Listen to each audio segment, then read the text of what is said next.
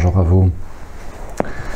Nous avons vu dans cette précédente vidéo, précédente présentation, ce à quoi pouvait ressembler l'ego, parce que après tout c'est quelque chose d'un petit peu flou pour beaucoup de personnes et c'est pas toujours très bien appréhendé, comme tout comme le terme très général de conscience. Finalement, qu'est-ce que c'est que la conscience? Si vous vous penchez sur cette question, c'est loin d'être facile de donner une définition ou de cerner ce que pourrait être la conscience finalement. Et donc, nous avons vu qu'est-ce que pouvait être l'ego précédemment. Aujourd'hui, je vous propose quelques illustrations de ce que l'on pourrait appeler l'ego. En tout cas, il me semble à mon sens. Bien sûr, chacune aura vécu nombre de situations où vous aurez pu dire tiens, celui-là a un sacré ego, ou celui-là a un ego surdimensionné, ou celle-ci a, semble-t-il, tellement peu d'ego. Alors c'est vrai que c'est beaucoup moins fréquent, il me semble. Pour autant, pour être allé au Bhoutan en juillet 2013, 21 jours, donc un voyage conséquent de 21 jours, 3 semaines, c'est vrai que le pays du bonheur, avec la politique globale, sociologique, environnementale, religieuse, culturelle, du bonheur national brut, il me semble, est directement lié à ce constat que j'ai fait et que je faisais quasi tous les jours, que finalement le Bhoutanais, à mon sens, non seulement est très peu stressé, car il vit vraiment le présent, il est vraiment plus dans le présent que nous autres les Occidentaux, et qu'en plus, il y a ce côté bon enfant. Ce côté bon enfant, et c'est pas péjoratif, ce côté naturel, spontané, qui s'affiche sur les visages des Bhoutanais, qui se traduit dans les attitudes, dans les comportements, dans le relationnel à l'humain, et qui est propre à l'humilité, infiniment plus d'humilité que nous-mêmes, les Occidentaux, et donc Bhoutanais qui affichent beaucoup moins d'ego que nous. Ça ne veut pas dire qu'ils n'en ont pas, puisque je préciserai, une fois encore, à mon sens, d'après moi, que tout le monde a un ego. Absolument tout le monde a un ego, puisque tout le monde a une certaine image, représentation de sa propre personne, basée sur des filtres, des lunettes d'auto-regard, d'auto-projection sur sa propre identité, lunettes, filtres qui ne sont pas forcément nettoyés, qui ne sont pas forcément complètement libres de tous ces conditionnements, mais aussi de ces toxines qui permettent une certaine lecture, une certaine qualité de lecture, de soi à soi et de soi à l'extérieur.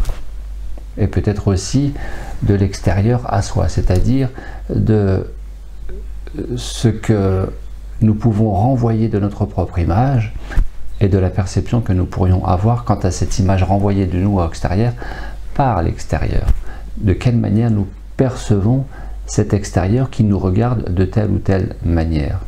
Tout cela participe à une représentation finalement un petit peu générale, floue, basée sur très souvent des a priori et favorisant des biais de communication. Ainsi, la communication entre les uns et les autres, chez nous autres les humains, n'est pas toujours très ni spontanée, ni authentique, ni clairement posée dès le départ. et ainsi favorisant souvent des malentendus, mauvaise compréhension, basée parfois aussi par des sous-entendus. Les choses n'étant pas forcément dites, et ce qui est dit et exprimé n'est pas forcément perçu de la même manière que par la personne qui l'a dit et exprimé au départ. Donc tout cela pouvant fausser les relations entre nous autres les humains, tout simplement parce que entre chacun, il y a cet ego. Et que cet ego, non seulement fausse la perception de ce que nous pouvons être, individu, être indivisible, et infiniment plus conscience que ce corps et image que nous pouvons quand bien même entretenir par ce paraître qui nous est cher le plus souvent. Il faut le dire. Il me semble utile de regarder les choses aussi comme elles sont. Et pas toujours comme nous aimerions qu'elles soient, ou comme nous aimerions qu'elles ne soient pas. Une fois encore, ce serait arrêter de faire le jeu de l'ego, qui est dans le contrôle, dans la résistance, dans la non-acceptation. Ainsi, quelques illustrations de l'ego. Eh bien, hier, j'ai participé à une compétition sportive et je m'amusais d'observer les jeux relationnels entre les joueurs et puis ces joueurs qui s'énervent, qui crient, voire qui tapent de la raquette sur la table, ce qui est pénalisable bien sûr, ou qui tapent du pied, comme certaines joueuses l'ont fait hier, quand elles ne gagnent pas, quand elles ne marquent pas le point. Je parle du tennis de table, puisque je ne parle que de ce que je connais, en l'occurrence actuellement le tennis de table que je pratique. Et inversement, ces joueurs, quand ils gagnent, de crier, de pousser le cri de Tarzan, grand vainqueur du match. Et d'en avoir discuté avec un collègue, et lui de me dire oui, mais c'est normal, parce que quand on a la pression, après ça fait du bien de lâcher la pression. Oui, et d'où vient cette pression? Cette pression vient du fait de vouloir à tout prix gagner, ou à tout prix essayer de ne pas perdre le match. Parce que beaucoup plus de joueurs sont dans la perspective focalisée de la victoire, d'en oublier même la qualité du jeu, et que ça deviendrait vital de gagner, ça deviendrait vital de ramener la médaille, la coupe, la breloque, et à cela de me poser cette question, c'est-à-dire est-ce que le monde s'arrête de tourner parce que nous perdons une compétition, parce que nous perdons la victoire, parce que nous perdons tout simplement? Qu'y a-t-il véritablement à gagner que de gagner une compétition?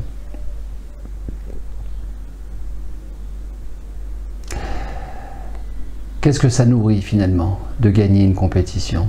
Est-ce que ça nourrit l'estime de soi, ce qui voudrait dire que de ne pas gagner nous renvoie à notre mésestime de nous-mêmes, et que nous avons donc dans ce cas-là besoin de gagner pour nous sentir mieux avec nous-mêmes, être dans une meilleure estime de soi? Est-ce que nous avons véritablement besoin de tout ça pour être bien? Ou que le manque de victoire, ou que le fait de perdre une compétition, un match, nous confirmerait dans l'être nul, que peut-être de façon plus ou moins inconsciente ou carrément inconsciente, nous avons image de nous-mêmes, de quelqu'un de nul, et que nous avons besoin de gagner pour ne pas nous sentir nuls? Vous me direz, oui, mais c'est légitime, c'est bien de gagner. Bien sûr que c'est bien, mais finalement, est-ce qu'il y a besoin forcément de gagner? Je m'entends, est-ce que Pierre de Coubertin, la salle dans laquelle nous avons joué hier, était rue Pierre de Coubertin, à Sarrebourg, en Moselle, et Pierre de Coubertin qui disait que le principal était de participer. Le principal était de participer. Que je traduis autrement, c'est-à-dire que il est pour moi infiniment plus important de bien jouer que de gagner. Parce que de toute façon, bien jouer optimise les chances de gagner. Et que ça peut aussi ne pas suffire pour gagner. Mais que l'objectif, à mon sens, n'est pas forcément de gagner, mais d'abord et avant tout de donner le meilleur jeu, de faire le meilleur jeu stratégique, technique, dans cette compétition, où finalement, qu'y a-t-il de mieux à gagner que d'être le plus satisfait, le plus content du jeu que nous avons déployé. Car la vie est un jeu, la vie est un apprentissage, la vie est une école de rencontre de soi au travers de l'autre, et de cet autre dans cette compétition qui nous met en tension avec nous-mêmes. Eh bien en réalité, nous montre au travers de cette tension que nous provoquons, entretenons aussi à notre niveau, et pas forcément que du fait de l'autre, car finalement l'autre est une rencontre d'avec soi-même, dans l'effet miroir, dans le reflet qu'il nous renvoie. C'est pas toujours très conscient tout ça, le fameux jeu relationnel, le jeu en miroir avec l'autre. Eh bien cette tension est le résultat d'une peur, la peur de perdre, la peur peut-être de gagner. Il y a des gens qui ont peur de gagner et qui se mettent en échec pour ne pas gagner, et c'est complètement inconscient. Processus d'auto-sabotage, on voit ça aussi dans le monde du travail, on voit ça aussi dans le monde de la relation amoureuse. Personnellement, je m'attache à cultiver le meilleur jeu possible. Parce que le meilleur jeu possible se réalise au présent. Et que pour moi, le sport, l'activité physique, ce n'est qu'un prétexte à cultiver la présence au présent, au travers du corporel.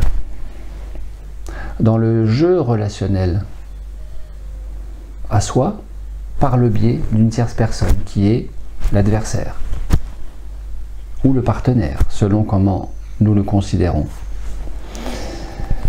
Et donc, en conclusion, je préfère jouer très bien et perdre que jouer très mal et gagner, très honnêtement. Par contre, c'est vrai que c'est encore mieux, ce n'est pas antinomique. C'est vrai que je préfère très bien jouer et par voie de conséquence uniquement gagner. Vous voyez, c'est exactement comme la nourriture pranique. La nourriture pranique, c'est cette autonomie alimentaire qui permet de vivre libre, car sustenté, nourri de l'énergie universelle de vie. Mais toutes ces personnes dont j'ai fait partie en 2012, qui disent « je veux être pranique », c'est comme « je veux gagner », mais qui en oublient cette qualité de présence au présent au travers du meilleur jeu qu'elles peuvent déployer au présent avec elles-mêmes, de manière à cultiver l'alignement, la cohérence, la pertinence, le centrage, et ainsi se relier à tous les niveaux de leur être, et par voie de conséquence uniquement de se relier au champ unifié quantique qui permet alors d'en être nourri. Et donc le sport, la compétition, ne devrait avoir pour objectif que cela aussi, que de cultiver la présence au présent et de faire de cette compétition un prétexte à vivre une pleine méditation. Finalement, c'est ce qui est réalisé quand vous, peut-être êtes-vous sportif, quand vous basculez en état alpha, quand vous entrez dans ce qu'on appelle la zone, et qui fait que vous êtes sur votre nuage, et que c'est fluide, et que ça va tout seul, et que vous faites un coup, un geste fantastique que vous ne feriez pas si vous y aviez réfléchi, car c'est de l'ordre du spontané, de l'instantané, et de cet alignement qui se déploie. C'est ce fameux geste réflexe dont vous vous émerveillez autant que vous vous étonnez d'avoir pu réaliser une telle prestation. Eh bien, c'est cette conséquence qui découle de cet alignement que je m'attache à entretenir. Bien des égos se rencontrent et se confrontent dans le milieu sportif, autant que dans le milieu professionnel, autant que dans le milieu amoureux. Regardez, quand les gens se séparent, c'est toujours de la faute de l'autre. Eh bien ça, c'est encore une marque de l'ego, que de ne pas se remettre en question, que de ne pas reconnaître sa part de responsabilité, car je dis toujours, dans un couple, nous sommes deux, et quoi qu'il se passe, c'est toujours un minimum les deux personnes qui sont impliquées dans la qualité de ce qui se vit dans un couple, autant que dans une séparation. Quand séparation il y a toujours un minimum, peut-être pas à 50-50 bien sûr, mais un minimum, une responsabilité partagée des deux personnes dans le couple. Comment est-ce que nous pouvons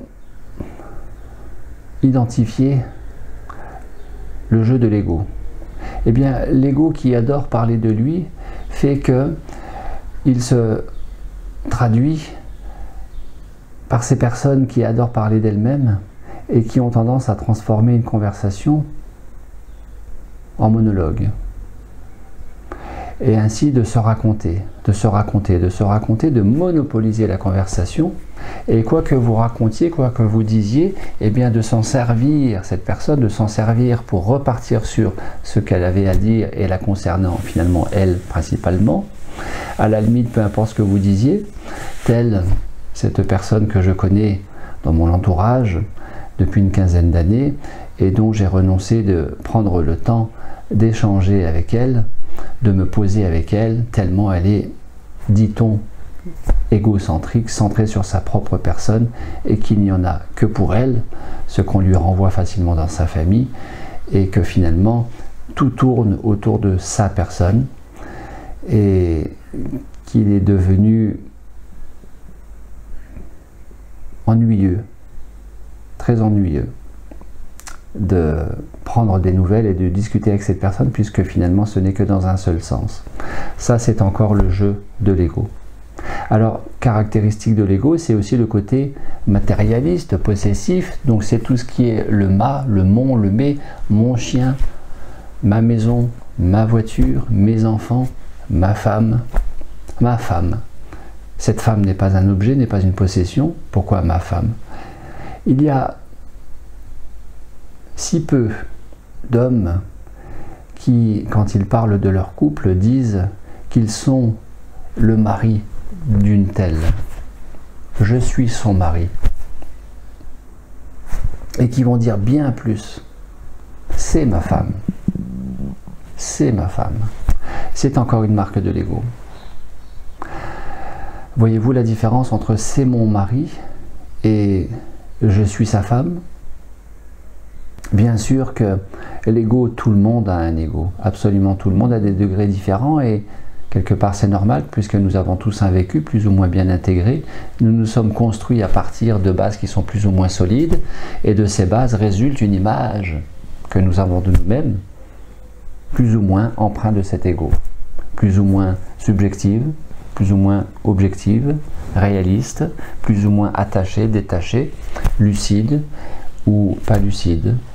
Et donc, tout le monde a un ego. Il suffit de regarder comment conduisent les êtres humains, comment conduisent leur voiture les êtres humains.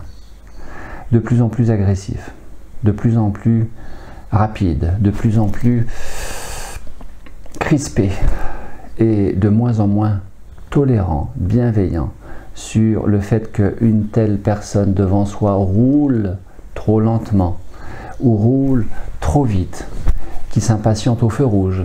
Regardez, vous êtes à un feu rouge, il passe au feu vert, vous prenez 2 secondes, 3 secondes de plus qu'il ne faudrait techniquement pour démarrer. Très souvent, la personne derrière commence à s'impatienter et parfois même klaxonne. Et c'est que de poissons qui sont faites. Spontanément, c'est des gens qui s'arrêtent et qui sont limite à son poignet. Et parfois même, les faits divers relatent ces incidents graves où il y a même des morts, dû simplement à une lutte d'ego. Alors j'ai une très belle anecdote par rapport à ça, c'est que dans une petite rue, dans une rue secondaire d'une petite commune de la Drôme l'année dernière, il y avait un double ralentisseur de chaque côté, dans chaque sens, sur cette route, et que j'étais lancé à la vitesse de 50 km/h. Je m'apprêtais à amorcer le ralentisseur car devant il y avait une voiture mais qui était suffisamment loin et que je ne gênais pas quant au fait que je m'engage, et cette voiture qui était proportionnellement plus loin, plus éloignée que moi, puisqu'elle avait aussi son ralentisseur de son côté, en fait, qu'est-ce qu'elle a fait? Elle a accéléré, et il faisait beau et chaud, donc vitre baissée, a accéléré pour être sûr de passer avant moi, et l'homme qui est passé à ma hauteur a dit « Oh, c'est moi d'abord !» L'ego dans toute sa puissance, qui a voulu passer avant moi. Bon, et je suis resté à ma vitesse, cette personne est passée, et puis j'ai souri. Et à la fois un petit peu triste, parce qu'il n'en faudrait pas plus pour avoir un accident de voiture, ou parfois se bagarrer, sortir de la voiture et s'empoigner. C'est un petit peu triste quand on y pense, n'est-ce pas? Alors bien sûr, je ne suis pas épargné par cet ego. Très bel exemple de mon ego que j'observe, hein, avec lequel je conjugue tous les jours, et que j'observe pour tenir à sa juste place, d'en être le plus conscient. Ego que je remercie d'être là. Je vous raconterai aussi pourquoi dans cette prochaine vidéo, de comment gérer cet ego, quoi faire de cet ego. En tout cas, je me suis magistralement fait avoir par mon ego quand dans le stage précédent, une stagiaire m'a demandé à propos des stages au Québec, et moi de mettre en avant que de même que s'étaient mis en place les stages au Québec depuis l'année dernière, 2017, eh bien que dans l'absolu j'aimerais beaucoup réaliser, mener, animer des stages en pause alimentaire, nourriture pranique, nourriture lumière au Japon. Et cette stagiaire en groupe réunie de me demander pourquoi le Japon, et du tac au tac, très spontanément, presque impulsivement, de dire eh bien le Japon c'est le pays du judo et je suis un grand judoka. Je ne suis pas un grand judoka. Après coup j'ai vraiment souri parce que l'ego m'a devancé, dans le sens où je ne suis pas un grand judoka. J'ai fait beaucoup de judo, mais je ne suis absolument pas un grand judoka, et ça fait 25 ans que je ne fais plus de judo. Et donc, en réalité, le Japon, c'est parce que j'ai une grande attirance pour le traditionnel japonais, pour le Japon antique. L'ego peut aussi s'exprimer chez ces personnes qui font tellement de belles choses au quotidien, mais qui sont maladifs au point de demander l'approbation et de s'assurer que ce qu'elles ont fait, c'était bien. Exemple,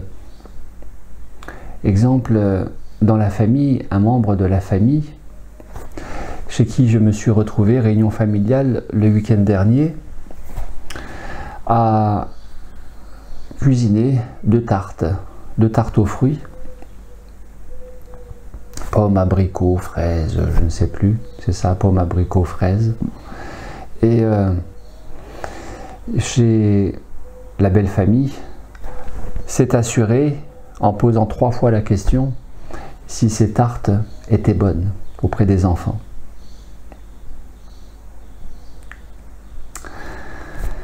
Une fois encore, la marque de l'ego, au travers de ce que cette personne a fait de bien, qu'elle avait besoin d'entendre, puisque à la réponse une fois oui c'était bon, ne suffisait pas, 2 fois non plus et 3 fois, de devoir poser 3 fois la question et d'avoir 3 fois la réponse, oui c'était bien, c'était bon, pour que enfin la personne soit satisfaite et nourrie à son tour au niveau de son ego.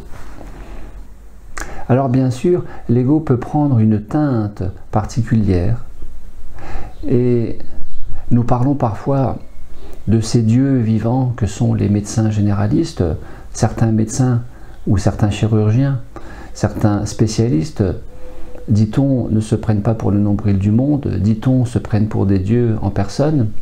Et c'est une fois encore l'ego qui s'exprime au travers de l'identité plus spécifique, professionnelle, à laquelle a adhéré la personne concernée.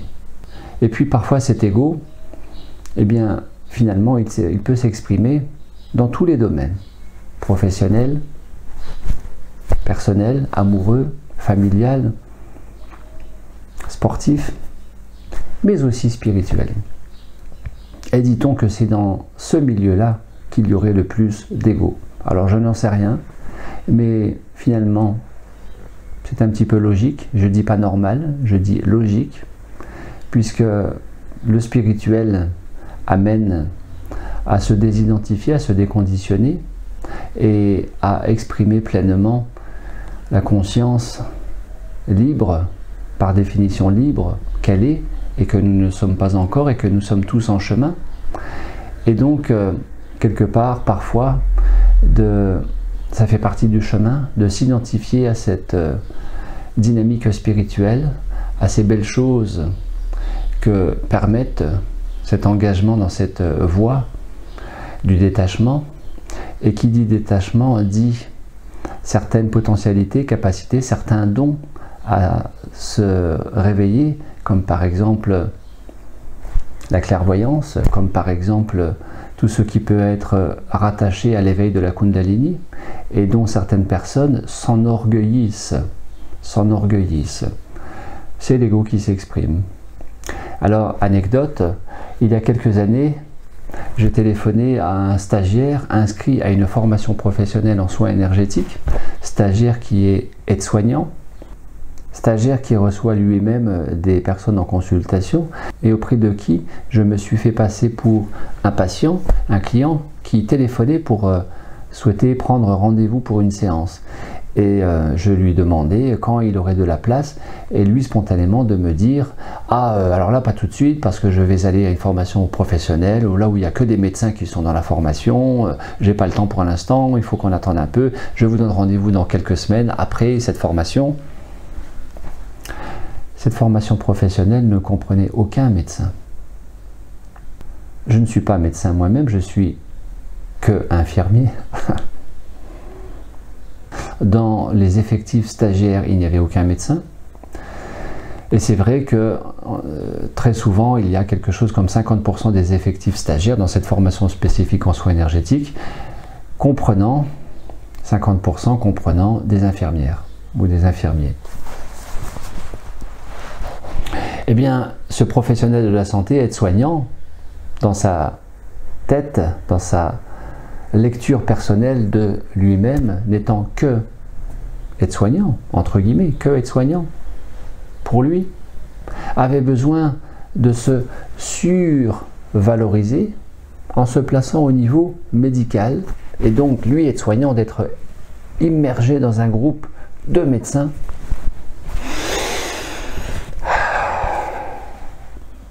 pour entretenir l'image positive qu'il peut avoir de lui-même. Peut-être parce que en dessous de cette image positive, il y a peut-être une perception moins positive, moins agréable, qu'on appelle l'estime de soi, de lui-même. J'ai un petit peu souri à cette anecdote, mais je ne suis pas sûr que ce stagiaire se soit rendu compte de ce qui se soit passé, de ce qui s'était passé à ce moment-là au téléphone, à son niveau à lui. Que dire de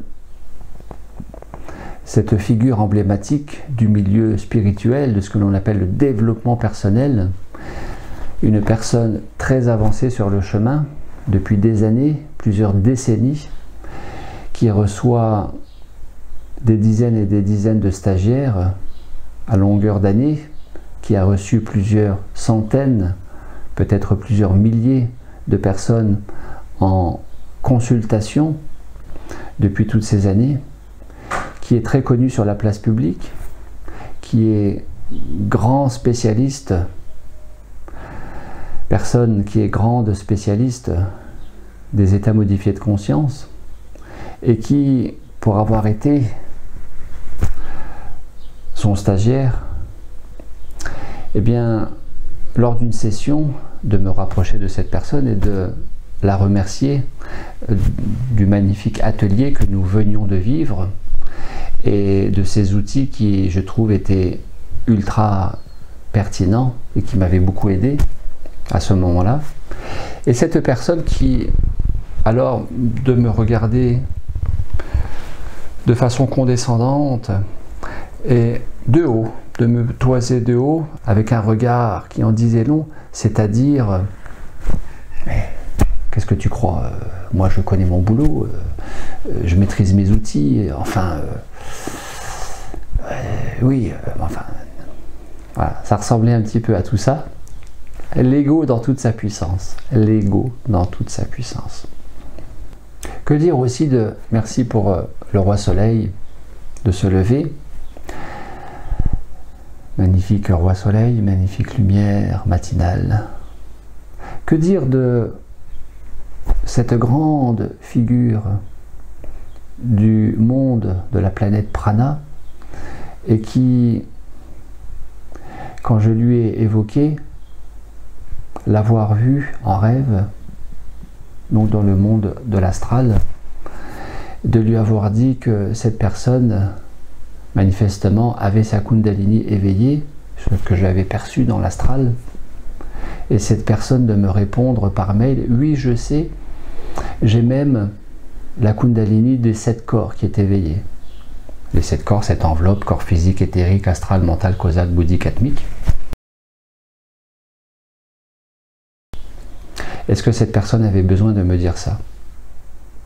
Est-ce qu'elle avait besoin de me dire que non seulement elle était éveillée sur le plan physique, au niveau vibratoire, éveil de conscience, éveil de Kundalini, mais que c'était le cas aussi a priori des autres corps, puisque d'autres personnes avaient témoigné de cela.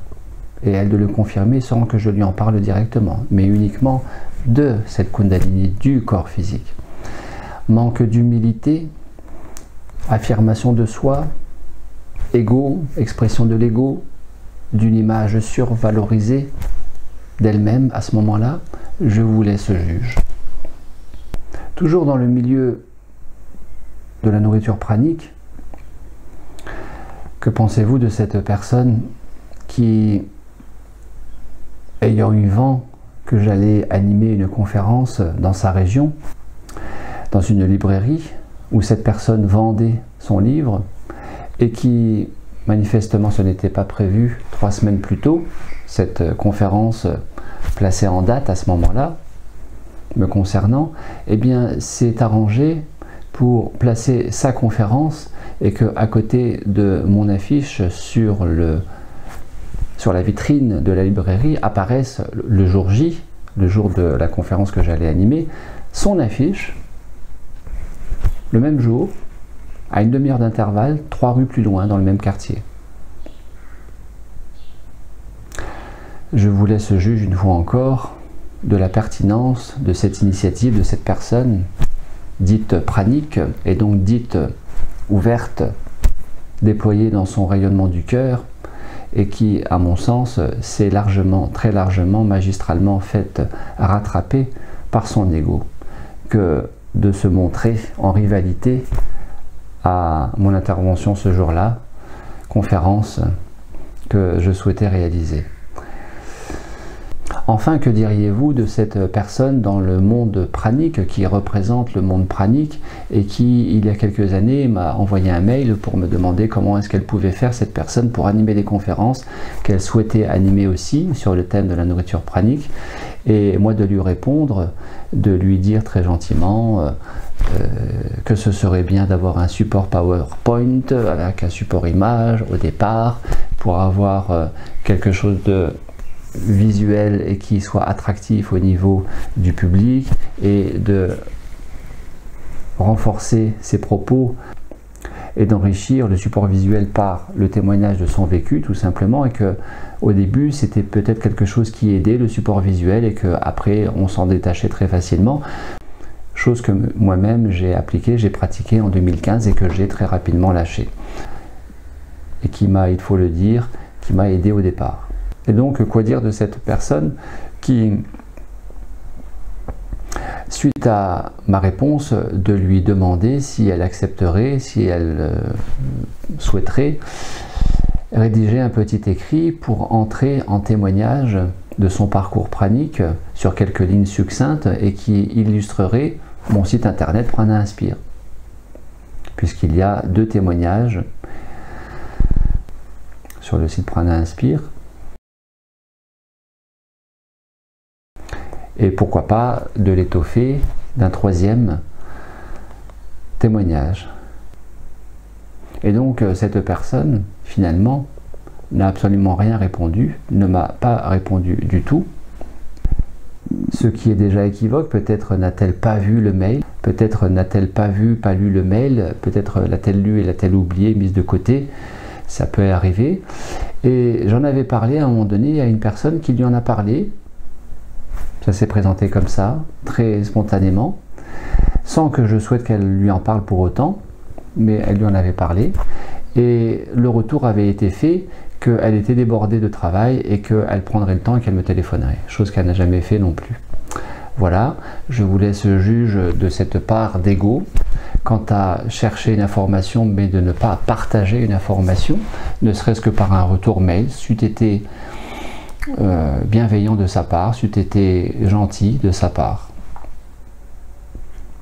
La liste des exemples de l'ego qui s'exprime chez l'humain, bien sûr, est innombrable. Nous pouvons constater à tour de bras, tous les jours, dans tous les domaines, dans tous les contextes, cas de figure, dans toutes les situations possibles et imaginables, nous pouvons constater l'ego en œuvre. Je reviens à cette compétition hier, compétition de tennis de table, avec ce dernier match que j'ai joué et que j'ai perdu, avec cette personne qui voulait que je lui montre ma raquette avant le match, et auprès de qui j'ai refusé, puisque j'aime rester dans la neutralité, autant qu'on ne voit pas ma raquette que je ne vois pas la raquette de l'autre, autant que je ne souhaite pas aussi connaître le classement en points du joueur avec lequel je vais être en match, pour ne pas être influencé psychologiquement, de rester neutre. Eh bien, cette personne, à mon refus de lui montrer ma raquette, tout simplement a haussé le ton et de dire: je suis juge-arbitre, je connais les règles, donc tu ne peux pas me refuser de me montrer ta raquette. Et je lui ai dit: ce n'est pas la peine de t'énerver, voilà ma raquette. L'ego, une fois encore, s'est exprimé. Et cette anecdote est intéressante aussi, c'est-à-dire que ma raquette, je lui ai remise en main, mais cette même raquette, il ne me l'a pas remise en main après l'avoir observée sous toutes les coutures, il l'a déposée sur la table, c'est-à-dire en mettant une distance avec moi. C'était encore une fois le jeu de l'ego qui s'exprimait. Merci à ce joueur pour m'avoir permis de me confronter à son niveau et à sa qualité de jeu. Merci à ce joueur de m'avoir donné les moyens de perdre, et non pas de gagner, car c'était par là l'opportunité de me montrer mon niveau de jeu, ma qualité de jeu, et ainsi d'identifier des axes d'amélioration possibles pour être encore plus calé, plus aligné avec moi-même au présent dans le déploiement du personnage intérieur qui est le sportif en moi. Donc merci à ce Julien, qui se reconnaîtra peut-être. Merci d'avoir pris le temps d'écouter cette causerie sur quelques illustrations autour de l'ego. Je suis sûr que je ne vous ai rien appris, que vous n'avez rien découvert, car vous-même vous vivez l'ego à votre niveau, auprès de votre propre personne, en compagnie de vous-même, tous les jours, mais aussi dans votre entourage. Nous voyons l'ego se déployer. Nous voyons l'ego tous les jours à l'œuvre. Et donc, quoi faire de cet ego? Suite dans cette troisième vidéo sur le thème de l'ego. Merci, à très bientôt.